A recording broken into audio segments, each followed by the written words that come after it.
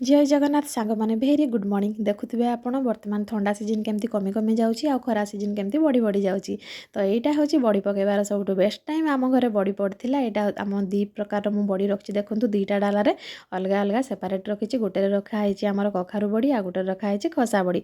बड़ीटा basically आम पूजा पाठ ओषा व्रत ये सब आम करके खाई था आ कखारू बड़ीटा आम बाकी दिन में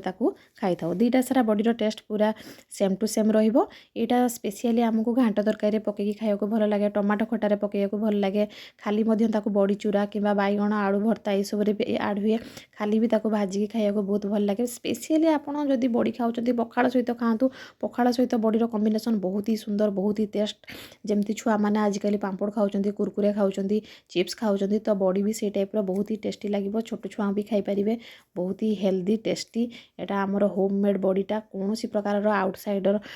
केमिकाल हो कि किसी भी आमर आर्टिफिशियल जिनस ए पड़ूनी यहाँ केवल बिरी कखारू खसा चिली फ्लेक्स जुआणी आपणकर अदा कंचा लंका छेचा आउ लुण